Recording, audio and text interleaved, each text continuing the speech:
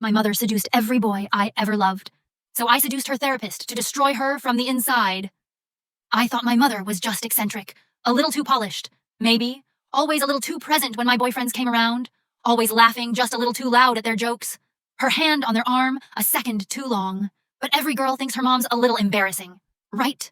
I was 13 when it began, not with violence, not with screaming, but with a glance. My friend Jake had come over for a science project, the kind that's just cardboard and glue, but feels like the world when you're 14 and hormonal. I remember him staring behind me as we sat at the kitchen table, his voice trailing off. I turned to see my mother, wearing yoga pants so tight they looked painted on and a low-cut tank top she'd definitely never worn to pick me up from school. She was pretending to search for something in a drawer she never used. Bending too far, staying too long, smiling too softly. I laughed it off. Thought she was just trying too hard. Until I walked in on them kissing the next week. My mother and Jake. My first crush. My first awkward, almost boyfriend. In our kitchen, her lipstick smudged on his face. He was 15. She's 46. I stood there frozen, my throat tight. She looked at me and didn't flinch. "Don't be so dramatic," she said, like I'd spilled juice on the floor. "He reminds me of my youth. It wasn't a mistake. It was a pattern." Then came Connor, my date for sophomore homecoming. She volunteered as a last-minute chaperone, which already made me cringe. But that night, she hovered, pulled him aside over and over to check if we needed anything. She laughed like a teenager, touched his arm every time he spoke. My best friend later saw his car in our driveway while I was at practice. I came home to find his Letterman jacket in her room. She didn't deny it. Just shrugged and said, "Young men need someone who understands them. You'll see one day." I tried going to the police, showed them texts, photos, the proof that she was pursuing underage boys, but the officers just chuckled. "She's hot for her age," one said. "Not a crime if they wanted it." And that's when I realized no one was coming to save me. So I learned to lie. "No, Mom, I'm not dating anyone. No, there's no one picking me up. No, I'm not going to prom." But there was Marcus. 6 months of hiding, different schools, no social media overlap. I warned him about her, told him she was unwell, that he had to stay away from the house, and he listened until she found the corsage receipt in my car. Suddenly, she wanted to do my makeup, take pictures. "Just a few," she said. It turned into a photo shoot, her adjusting Marcus's bow tie, her hand resting too long on his chest. She told him he must work out. When we tried to leave, she cried about her own prom. How she never got the night she deserved. Marcus was polite. He hugged her goodbye. I saw it in his face, discomfort. Confusion. "That was intense," he said as we drove off. "I see why you kept me away. I thought maybe that would be the end of it." 2 days later, his best friend sent me a blurry Snapchat. My mom in the McDonald's drive-thru, Marcus in the passenger seat. I called him, no answer. When I got home, I didn't knock, I didn't yell, I just walked in quietly and followed the sound of her laugh to the living room. They were on the couch, her head on his shoulder, my perfume on her skin, my boyfriend, half-dressed, holding her. She looked up at me with tears already forming. "I'm so sorry," she whispered. "He just made me feel young again." That was the last time I cried over her. From then on, I stopped being her daughter, and I started becoming her reckoning. After Marcus, something in me snapped. Not loudly, not all at once, but quietly, like a bone healing wrong after too many breaks. I didn't scream at her. I didn't throw anything. I just stopped reacting, stopped letting her see me flinch. She could kiss boys, steal clothes, drown in her perfume and her pain. But she wouldn't get tears from me anymore. Not even one. Instead, I waited. I listened. I planned. She had one weakness, a man named Dr. Alan Peterson, her therapist, her savior, her spiritual soulmate. Or at least that's what she called him. He was tall, silver-haired, always dressed like he was about to star in a bad romance novel. And he believed every word she fed him. "He gets me," she'd sigh. "He says I'm processing trauma through reclaiming my femininity." Translation, he excused everything. Every boundary crossed. Every teenaged boy she manipulated. All smoothed away under the warm blanket of healing. At first, I hated him. Then I realized he was the key. I waited 3 years. Long enough to legally make my own choices. Long enough to grow into my face, my body, my silence. At 19, while she was at her weekly hair appointment, I walked into Peterson's office under a false name. I paid no ID. The receptionist barely blinked, just handed me the clipboard and a pen that smelled faintly of bleach and lavender. I filled out the form slowly, my handwriting neat and delicate, crafting a version of myself that mirrored everything my mother had told him. A daughter poisoned by maternal neglect. A girl craving love in all the wrong places. Trauma repackaged as bait. When he opened the door and called my fake name, I saw the flicker in his eyes, recognition followed by curiosity. The resemblance wasn't lost on him. His office was textbook cliché, leather furniture, motivational quotes in cursive script, a single rose wilting in a narrow vase, a place where women confessed their pain and men wrote it down. "Tell me what brings you here," he said gently, his voice tuned to a frequency meant to feel safe. I let mine tremble just enough. "My mother," I whispered. "She's ruining my life." He leaned forward. "Go on." I told him half-truths, borrowed phrases I'd heard her use 100 times. Toxic enmeshment, emotional terrorism, weaponized femininity. His eyes lit up with familiarity. "She tells me she loves me," I said, "but only when I'm miserable." His pen moved quickly. I let my phone buzz. A carefully timed message from myself, and pulled it from my pocket. On the lock screen was a picture of my mother and me from her last birthday. I watched his eyes flick to the image. His hand froze mid-word. "That your mom?" he asked, voice low. I nodded and let a shadow pass over my face. "She insists on those photos. Pretend moments. Perfection on the outside, but behind closed doors." I trailed off and watched him fill in the silence with sympathy. "You're very brave," he murmured. "We should meet twice a week. The trauma you're describing, it needs consistency." His hand brushed my shoulder as he led me out. Not overt, not yet, but I knew what it meant. That night, my mother was waiting when I got home, sitting on my bed with my drawer pulled open, my journal in her lap, my perfume on her skin. "Where were you?" she asked. "The library closes at 5. I was studying. I lied. Lost track of time. She held up a receipt. "From a coffee shop 2 blocks from Peterson's office. This isn't near the library." I kept my face neutral. "I met someone for a project. Don't lie to me." Her voice cracked like glass. "I know where you go. I have an app on your phone." I stared at her. "For your safety," she added sweetly. The next morning, she insisted on driving me, "just to be sure you stay focused." She parked in front of the library and waited until I walked through the doors. I ducked into the stacks, counted to 60, then slipped out the back exit and caught the bus. By the time I reached Peterson's office, I was flushed, out of breath, and 10 minutes late. "No worries," he said, greeting me with a warm smile and a glass of water. "Parents like that, controlling ones, they create chaos. It's not your fault." He sat closer than last time. His knee brushed mine. His questions lingered longer. "Do you think she's jealous of you?" he asked. "I think she wants to become me," I replied. He smiled faintly. "It's rare to see that kind of clarity at your age." Meanwhile, my mother had gone full detective. She showed up at the library demanding footage, called 3 of my friends asking if I'd mentioned getting help. Her voice, always soft with strangers, now had an edge, but I wasn't afraid. Peterson gave me his personal number for emergencies, then suggested we meet somewhere more informal. Coffee, no couch, no clipboard. Just 2 adults talking freely. His wedding ring was gone. I agreed. Of course I did. And when I got home, my mother was waiting in the dark. Mascara streaked down her cheeks like war paint. She held my journal in her lap again. Pages marked with pink highlighter. "You wrote these things about me." I didn't answer. "You're trying to destroy me," she whispered. "Just like he did." "You mean Dad?" I asked calmly. "He left because you broke him." She lunged before I could step back, her hand wrapping around my wrist, nails biting into skin. "You're just like him," she hissed. "Sneaky, cold, a liar." I yanked away and stared at the forming bruise.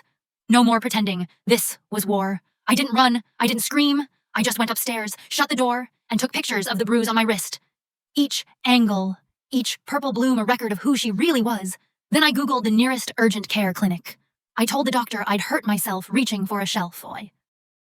Her eyes said she didn't believe me. Her voice, low and careful, said, "If something happened, you don't have to lie," but I did. I lied and walked out with a printout, a wrist brace, and a record.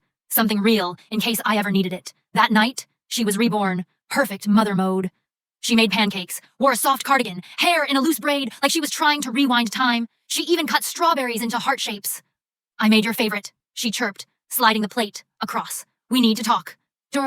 Peterson thinks we should have a family session. You and me together." I took a bite. Sweet, but empty. He says we've lost our communication, that we need to reconnect. And just like that, she pulled me into her next performance. She wore a tight dress I hadn't seen in months. Because it had come from my closet. It clung to her like desperation. Her perfume was heavy. It was mine. Again. We arrived at Peterson's office together. She was all smiles and maternal gestures, brushing imaginary lint from my shoulder as we walked in. He greeted her with a handshake that lingered, his eyes doing that slow scan he tried to mask as assessment. Family dynamics are tricky. He began as we sat, especially when there's been pain. She launched right in, voice syrupy and sad. She lies to me, she said, placing a hand on her chest. She sneaks around. I think she's getting involved with older men. Peterson's pen paused. She fixates. It's a pattern, she added, letting the silence hang like bait. I watched Peterson shift in his chair, clearly unsure whether he was being manipulated or mirrored. She leaned forward, voice low and trembling. Sometimes I wonder if she envies me, or if she's trying to compete with me. Her hand brushed his arm lightly. Her fingers curled around the edge of his desk, like she was seeking support. But I knew it for what it was. Control. I'm just trying to protect her, she whispered, but she keeps pushing me away. He looked at me then, like he wanted to say something honest, but instead, he nodded. We may need to do more individual work before returning to this. She smiled, but it didn't reach her eyes. As we left, she turned to him, slipping back into seduction like it was second skin. Would you ever consider a home visit? She asked.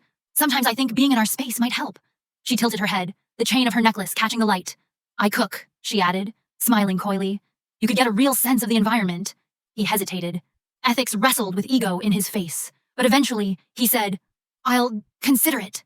Outside, I waited until she got in her car, then I turned back. We need to talk, I said, somewhere neutral. His eyes darted to her vehicle, still idling across the lot. Not here, he whispered. Thursday, 3 p.m. Brevity coffee, I said. You know where it is. He looked like he might object, then didn't. He just nodded and walked away. That night, she cornered me in the kitchen again. What were you talking about? Insurance forms? I lied. He's a good man, she said. He sees through your manipulations. The irony almost made me laugh. Thursday came. She tried to follow me. I saw her car in the rearview mirror, 2 spots behind a blue SUV. I chose a window seat at the cafe so she could watch me from across the street. Peterson showed up late, face drawn and nervous. She called me 6 times yesterday, he said, as he sat down. She's intense. She's a predator, I corrected. He flinched. And so are you, I added softly. He blinked. I'm trying to help you. By texting me. By meeting me here. How long before you help me the way you're about to help her? He reached out, touched my hand. I let him. I wanted her to see it. His thumb brushed over my skin. You're in pain. I can feel it. My phone buzzed. A message from Alicia. Your mom called my mom. Says you're seducing her therapist. What the hell is happening? I held up the screen. She's already writing the script, I said. And you're her co-star? He turned toward the window, just in time to see her car pull away. Fast, too fast, caught. I returned home to find a full-blown intervention waiting for me. Her book club friends, 2 neighbors, Aunt Karen. She stood at the center in my old dress, pretending she was the concerned parent. She needs help, she said as I walked in. She's showing signs of sex addiction. It's not her fault. It could be genetic. Someone gasped. She seduced my therapist, she added, voice trembling. The room was silent. I stood still, let the weight of her words fall. Then I spoke. Should we talk about Jake? He was 15, or Connor. The car in the driveway, while I was at practice. Marcus, the perfume you stole. The room cracked open. Connor's mom stepped forward. Wait, my son told me something. I thought he was being dramatic. But it was you. Mom's mask shattered for one moment. Pure rage flickering. Then the tears returned. She's delusional. She snapped. This is exactly why she needs help. But no one was looking at me like I was crazy anymore. The spell was broken. After the intervention exploded, silence settled over the house like ash after a fire. Her followers, her so-called friends, had scattered. The performance had backfired. But Mom didn't stop acting. She never did. The next night, she disappeared. No warning, no note, no slamming of doors or final accusations, but I knew where she was. It wasn't hard to figure out. Her perfume was gone. Her favorite earrings, too. And that tight, burgundy blouse she wore when she wanted something vanished from my closet, so I drove to the only place that made sense, Dr. Peterson's apartment. I parked across the street, engine off, windows cracked just enough to let the night air in. Her laughter floated down from a second-story window. Breathy, calculated, unmistakable. I didn't knock. I didn't interrupt. I recorded, through the slightly ajar front door. I caught audio. Her voice dripping with self-pity, his tone low and suggestive. She's always been jealous of me. Mom said, even as a child, she wanted what I had. My life, my looks, the men who loved me. Peterson responded. That must be exhausting for you. No one understands what I've sacrificed, she whispered. But you see me. Then came movement, a shuffle of fabric, the thud of his diploma sliding slightly on the wall, her giggle, high and sweet and weaponized. I think we need to explore this connection, Peterson said, his voice huskier now. To understand the family dynamic, she agreed, her breath hitching like she was already halfway to undressing. I backed away. I didn't need to see more. I didn't want to. But my foot clipped a potted plant on the porch. Ceramic exploded like a firecracker on the concrete. Their voices stopped. I bolted, adrenaline making me clumsy, lungs burning as I reached my car. His voice echoed behind me. Wait, please. But I was already gone. I drove straight to my father's office, a place I had only ever seen online. Morrison Industries, senior analyst. The last job he listed before disappearing from our lives. I wasn't even sure he'd still be there. But the security guard recognized the name I scribbled on the visitor slip. David Morrison. Give me a second. I was halfway back to the parking lot when a voice called out. Excuse me? I turned. She was younger than I expected, beautiful in a quiet, pulled-together way, tailored blouse, minimal makeup. Her presence screamed competence and caution. I'm Ashley, she said slowly. You're her daughter, aren't you? The her needed no name. I nodded. I recognize you. Your mother still tags you in things. My stomach twisted. I wasn't here to cause trouble. I said, I just needed to. He's wanted to reach out. Ashley cut in, for years, but the lawyers said to wait until you were of age. Then, she made everything private. Scrubbed you from the internet. She led me past the front desk without another word, up the elevator, down a corridor lined with beige carpeting and glass doors. David. She called, knocking gently. When the door opened, I saw him. Older, grayer, a little smaller than I remembered, but his eyes were still that same stormy green. My green. Is it true? He whispered, his voice cracking. I handed him the USB drive, audio, screenshots, the photo Mom had sent of her in Peterson's bed, a cruel smile twisting her lips. Now you know how it feels to have something stolen. He stared at it for a long moment, then he pulled me into a hug. I hired a PI, he said into my shoulders. I know about the boys. I know what she did. I cried for the first time in months, not out of pain, but relief. She's seeing an unlicensed therapist. I told him. Peterson lost his license years ago. He pulled out a manila folder, thick with documentation. I know. We've got complaints, affidavits, other women, all referred by her. You're building a case. We were, he said. But you were over 18 before we could act. And we lost track of you. Now he had me. Now we had each other. And now we had evidence. That night, I moved into Dad and Ashley's home. A soft guest bed. A toothbrush waiting on the sink. Ashley's kind voice asking what I wanted for dinner. It was more love than I'd felt in years. Mom didn't even notice I was gone. Not right away. She was still with Peterson, too drunk on her victory to see the trap she'd just stepped in.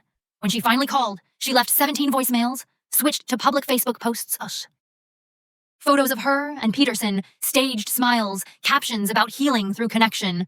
The comments turned fast. Peterson's ex-wife replied, check court records. That's why I divorced him. Then more women spoke up. Screenshots, texts, descriptions that mirrored my own experience. Dad's PI reached out to every one of them. And then, jackpot, Sarah. She kept everything, bank transfers, recordings, messages between Peterson and Mom, plans to manipulate vulnerable women. One file was particularly damning.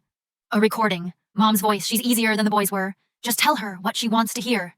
She's starving for it. That clip made my blood run cold, but it also made the case airtight. We went to the police. The prosecutors took it seriously. Maybe because the victims were piling up. Maybe because the evidence was too sickening to ignore. Peterson was arrested. Mom, too. For conspiracy, fraud, and contributing to the delinquency of minors, In court, she wore a tan suit and that old broken lamb look she loved to perform. You're just like me now, she said during sentencing. You destroyed someone out of revenge. But that wasn't true. She destroyed for fun. I destroyed to stop her. And for the first time, I didn't feel guilty for winning. After the sentencing, the courtroom emptied slowly, hushed, like after a funeral. My mother was taken away in handcuffs, still whispering that I'd become just like her. As if vengeance was the only mirror that ever mattered, but I wasn't her reflection. I was her aftermath. Peterson got 5 years. He'd serve every second with the label of predator stitched to his name for life. Mom received 18 months. A short sentence, but not short enough to save her from the avalanche she started. Dad and Ashley offered me something rare. Stability. I moved into their home permanently. A quiet bedroom, home-cooked meals, no hidden cameras, no tracking apps. Ashley gave me space without withdrawal, affection without agenda. Dad apologized more times than I could count. Not for leaving, but for staying silent as long as he did. I began therapy with a real psychologist, one with credentials, boundaries, and no interest in my wardrobe or my mother.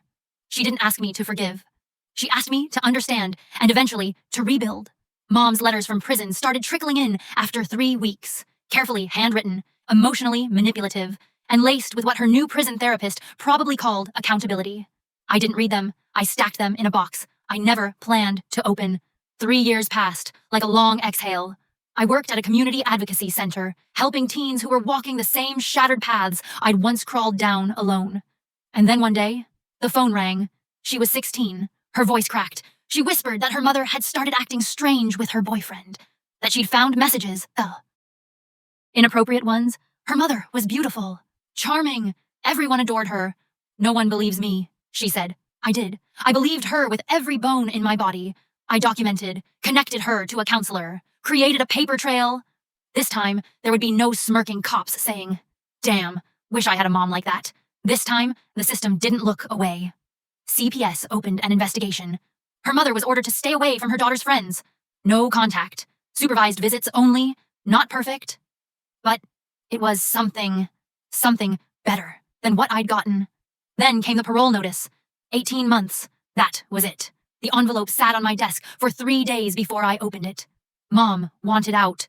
She wanted to reconnect, wanted to rebuild, wanted a second chance. In her letter, she talked about therapy, transformation, understanding. But between the careful lines, I still heard it, and the deflection, the subtle blame, the bleeding need for attention, not healing. I went to the parole hearing anyway. Connor's mother was there. Jake's mom had sent a statement. Marcus. Still silent, but his absence spoke volumes. Mom sat in prison blues this time. Not designer clothes, no makeup, gray at her temples. She cried when she saw me. Real tears, maybe, or just another performance, when asked to speak. I didn't recite the statement I'd prepared. Instead, I talked about the teenage girl who called our office, about the other women who still met monthly in that folding chair circle, about how cycles repeat when we pretend they don't exist. She's learned the words. I told them, but not the meaning. She'll find new victims. She always has. Parole was denied. Outside. Connor's mom hugged me tight. My son wanted to come, she said, but his therapist thought it might be too much. He's dating again, she added, her smile small and real. Someone his own age? Progress, huh? A year later, the girl who first called our center stood at the podium of her high school graduation, a survivor, a fighter, the youngest member of our support group, now a peer counselor. She spoke to schools, community centers, anywhere that would listen. She said, "Not all predators are strangers. Some wear lipstick and smile while they destroy you." I watched her become something I never thought I'd see free. Mom tried to restart her life. Opened a blog, wrote about forgiveness and false accusations, posted old photos of us. Carefully cropped, carefully captioned. Built a small following of women desperate to feel wronged. Dad's PI monitored everything. Eventually, she slipped. A 19-year-old boy. Same pattern, same moves, same perfume. Only this time, he recorded everything. She was arrested again. This time, there were no tears in court, no defense strong enough to outshine the footage, no makeup to soften what she'd become. She got 5 years, no parole. Peterson had died in prison by then. A heart attack, the official report said, unmourned, unmissed. I didn't go to Mom's sentencing. I was too busy measuring curtains for my baby's nursery. I married Nathan, a social worker who saw me. Not my story. Who knew what it meant to love someone with scars you couldn't always see? He proposed on a Sunday, simple and quiet. We built a home where secrets didn't rot the walls, where love wasn't a trap. Mom never met my daughter. She never would, because some cycles don't break. Some cycles end. At the community center, our support group grew. From 5 to 12, then 15. We outgrew the old room, moved into one with windows, fresh air, light. The girl who once called for help became a lawyer. Specializing in family law, she sent me updates, photos, milestones, and me. I healed. Not completely, not perfectly, but enough. enough to recognize when the dreams came. The ones where Mom was still beautiful, still dangerous, still winning. That they weren't prophecies, just ghosts. I deleted the last security footage of her, blurry, from a grocery store, buying milk like any other woman. No one looked twice. That was her punishment. Obscurity, irrelevance. She needed an audience. She had none. The cycle she tried to hand me shattered the day my daughter took her first steps. Wobbling, arms outstretched, trusting I would catch her. And I did, because I had chosen something my mother never could, to protect instead of consume, to love instead of devour, to be her end and my beginning.